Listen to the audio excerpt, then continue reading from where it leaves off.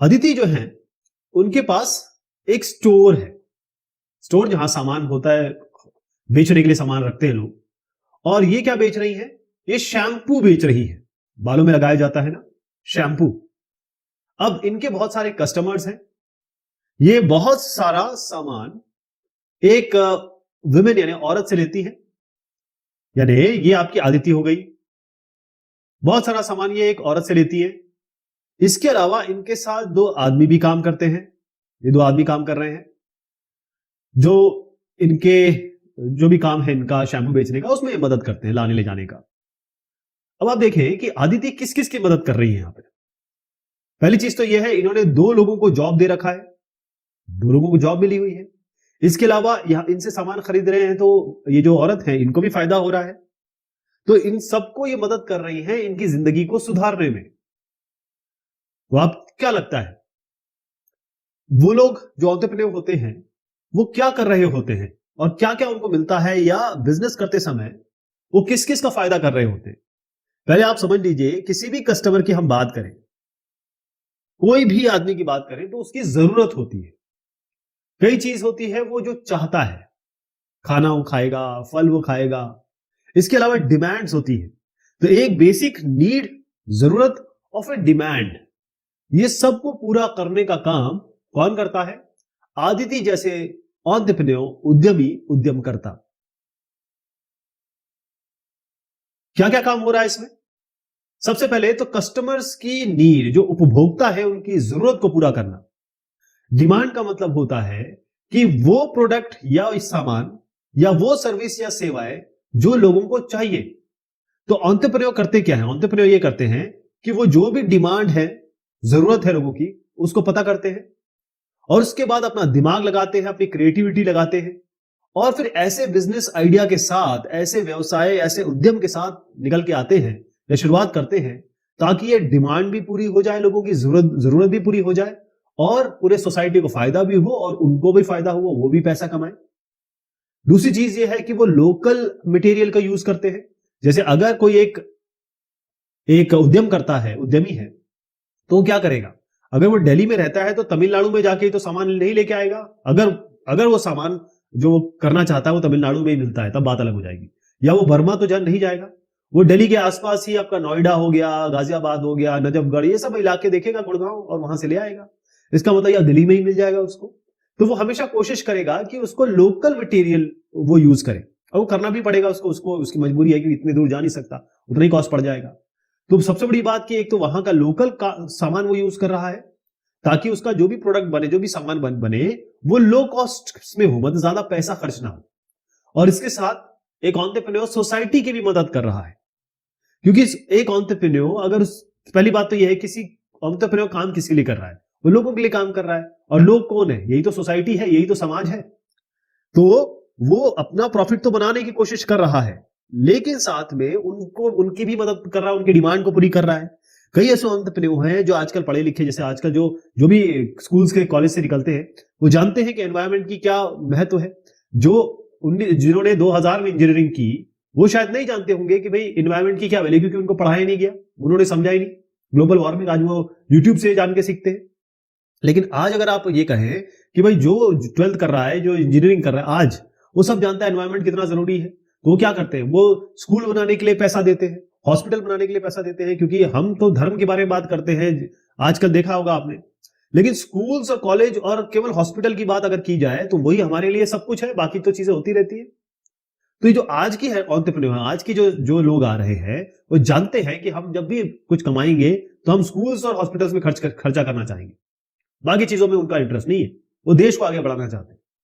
तो जो एंटरप्रेन्योर का जो रोल है, उद्यमकर्ता का जो रोल है, वो सोसाइटी, समाज को आगे बढ़ाना है और ऐसे काम करने हैं जो पॉजिटिवली, मतलब सार्थक रूप में समाज पे इफेक्ट करें, समाज को उठाएं, आगे बढ़ाएं। Job creation. अब एक आदमी कैसे, क्या कहते हैं हम लोग कि अकेला चना क्या भाड़ फोड़ेगा, ऐसा कोई एक बड़ी अच्छा इडियम फ्रेज है। अकेला आदमी तो कुछ नहीं कर सकता। तो एक एंटरप्रेन्योर जब काम करेगा तो वो बाकी लोगों के साथ काम करेगा, लोगों को वो जॉब देगा। सबसे पहले मान लीजिए इनको सामान खरीदना अपना प्रोडक्ट बनाने के लिए, तो विल बाय मटेरियल। अगर सामान खरीदेंगे तो क्या होगा? लोगों से खरीदेंगे। जब इनका बिजनेस चल जाएगा तो ये और सामान खरीदेंगे, और लोगों से खरीदेंगे। तो जितने भी लोग सामान बेचने के लिए तैयार हैं या सामान बेच रहे हैं, उनको फायदा होगा। जब इनका काम बहुत बढ़ जाएगा तो ये बहुत सारे लोगों को हायर करेंगे, जॉब देंगे। इसका मतलब बहुत सारे लोगों को जॉब मिल जाएगा।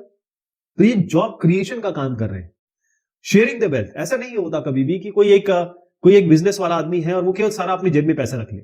ऐसा कभी नहीं हो सकता। वो शेयर करेगा। अगर अंबानी अडानी के बारे में हम बात करते हैं, तो अंबानी अडानी क्या है, ये लोगों को इतनी सारी जॉब दे रहे हैं, पैसा दे रहे हैं। लोग इनके जहां जो काम करते हैं वो बेनिफिट हो रहा है उनको, और इतना बड़ा ज्यादा टैक्स भी देते हैं लोग। तो अपना वेल्थ, अपना पैसा ये शेयर करते हैं। शेयर करना ही पड़ता है, क्योंकि आप कमाएंगे तब कैसे कमाएंगे, लोगों के कारण ही कमाएंगे, और लोगों को पैसा मिलेगा। लोगों की जॉब, अगर आप उनको अच्छी सैलरी नहीं देंगे, वो क्यों काम करेंगे आपके लिए।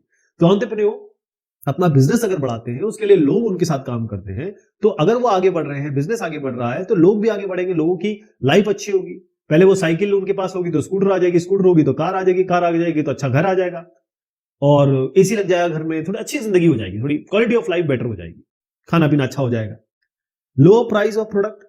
अब आप समझ लीजिए कि एक आदमी कोई सामान बेच रहा है, आपके पूरे इलाके में एक ही आदमी सामान बेच रहा है, तो जिस भी प्राइस में देगा आपको लेना पड़ेगा। लेकिन यहीं पर अगर ये 4 लोग सामान बेच रहे हैं, तो अगर ये 100 रुपए में बेच रहा है और अगला 90 पे सेम सामान बेच रहा है, तो ये 80 में बेचेगा, ये 70 में बेचेगा, तो अपने आप आपको फायदा हो गया। यानी अगर बहुत सारे उद्यमी एंटरप्रेन्योर एक ही जैसी चीज सामान बना रहे हैं, बेच रहे हैं, तो आपको फायदा होगा, मतलब समाज को फायदा होगा, लोगों को फायदा होगा, क्योंकि उसका प्रोडक्ट का प्राइस कम हो जाएगा कंपटीशन के कारण। तो एक भारतीय की स्टोरी देखा जाए, कैसा एक एंटरप्रेन्योर, एक उद्यमी का क्या समाज में रोल होता है, क्या उसका योगदान होता है, तो भारतीय की स्टोरी से हम ये समझ सकते हैं। मैंने जैसे बताया कि लो प्राइस है ना, ये कंपटीशन के कारण। अब अगर हम विदेश जाएं तो वॉलमार्ट है, कॉस्टको है, इतने सारे हैं, वहां पर आराम से आपको सस्ता सामान मिल जाता है। अब इनको देखिए, ये है भारती। अब ये कौन है मुझे नहीं पता, लेकिन मान लेते हैं कि ये भारती, ठीक है जी। ये ज्वेलरी क्वीन है। ये एक बहुत ही यंग, मतलब बिल्कुल मेहनती और एनर्जेटिक महिला है। बिहार से है, हमारा एक स्टेट है बिहार, और जहां से सबसे ज्यादा आईएएस बनते हैं। खान सर आपने सुना होगा, इसके अलावा सुपर 30, ये सब बिहार के ही हैं, बड़े बड़े लोग बिहार से आते हैं। अब बहुत सारी इनकी जो आसपास में जो लड़कियां रहती हैं, वो इयररिंग्स पहनती हैं, कान में जो बालियां पहनते हैं ना, उसको हम इयररिंग्स कहते हैं। तो ये क्या करती हैं, ये जूट खरीदती है। जूट मतलब ये है ना, इसको हम जैसे बोरा वोरा बनता है ना, उसी को वो जूट से बनता है। तो जूट फार्मर से, मतलब ये किसान से खरीदती है, और ये जूट से बनाती है इयररिंग्स, कान की बालियां किससे बनाती है, जूट से। ओके। अब इनके बिजनेस का नाम है मानवी नेचुरल हैंडीक्राफ्ट, इन्होंने नाम भी रख रखा है अपने बिजनेस का। ये क्या करती है, 2 लड़कियों को हायर करती है, 2 औरतों को हायर करती है। लेकिन इनके इसका बिजनेस, क्योंकि एक जूट से बना हुआ इयररिंग कितना सस्ता होता है, तो उससे बना हुआ जो जो काम है वो बहुत ज्यादा पॉपुलर हो गया है। तो क्योंकि इनके ऑर्डर्स बहुत ज्यादा आ रहे हैं, बहुत ज्यादा आ रहे हैं, तो ये क्या करती है, ये ज्यादा से ज्यादा ये जूट खरीदती है, ये जो आप दिख रहा है। और अब ये 3 औरतों को हायर कर लेती है, 3 औरतों को जॉब दे देती है। तो अब देखिए, ये फार्मर और 3 औरतें जिनको इन्होंने हायर किया है, वो सबके सब पैसा कमा रहे हैं, इनसे कमा रहे हैं। और ये किससे कमा रही है, लोगों से। लेकिन इसी श्रृंखला में आप देखिए लोगों को कितना फायदा हो रहा है। ये बेचारा गरीब फार्मर जो ये जूट जूट बना रहा है, इसको पटसन कहते हैं, हिंदी में कहते हैं पटसन, पटसन, पटसन। अब इससे तो सबको फायदा हो रहा है। तो भारतीय क्या कर रही है, भारतीय सभी का फायदा कर रही है ना, अपना, इनका, लोगों का। और लोग जो कान में बाली पहन रहे हैं जूट के, वो भी बड़ा उनको मजा आ रहा है। तो यहां पर कुछ सवाल उठते हैं, और इन सवालों को देखना जरूरी है। इसका उत्तर भी हम देते हैं। कैसे? What demand did Bharti identify in her village? अपने गांव में भारती ने क्या देखा, किस चीज की जरूरत है।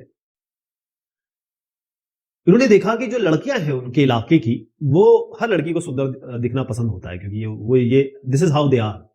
तो कान में बाली पहन के लड़कियां और सुंदर दिखने लगती है। तो वहां की लड़कियां ऑफ कोर्स कान की बालियां चाहती थी, और सस्ती चाहती थी। तो ये इन्होंने डिमांड पकड़ ली। What is the local resource that Bharti used? अब वहां पर जूट पटसन की खेती बहुत होती थी, आराम से मिल जाता था। तो उन्होंने कहा जूट से क्यों ना बनाया जाए, तो उत्तर जूट हो गया इसका। How is Bharti helping her village grow? अपने छोटे से गांव को कैसे वो इमेंसिपेट कर रही है, बढ़ा रही है, उसका लेवल स्टेटस बढ़ा रही है। कैसे करती है ये? देखिए, पहली चीज तो ये है कि जो लोकल फार्मर है, वहां का जो लोकल किसान है, जो पटसन या जूट पैदा कर रहा है, उससे वो खरीदती है, वो उस फार्मर को पैसा मिलता है। और दूसरा ये पहले 2 औरतें फिर 3 औरतें ऐसे करके कई औरतों को इन्होंने जॉब दी, तो दोनों ही इसके उत्तर हो गए। How was she creating more jobs? ज्यादा जॉब कैसे क्रिएट कर रही है? By providing jobs to local women, by buying jute from the local farmer, by selling earrings to women without a job. तो ये बाय 2 चीजें इसमें आ गई। एक तो जूट ये लोकल फार्मर से काम कर रही है तो इनको जॉब मिल रहा है, बेसिकली जॉब नहीं मिल रहा उनको, हाँ काम तो है ही, लेकिन असली चीज अगर इसका देखा जाए तो ये औरतों को जो लोकल वुमेन उनको जॉब दे रही, जॉब की बात है तो ये सी का हम उत्तर सही करेंगे।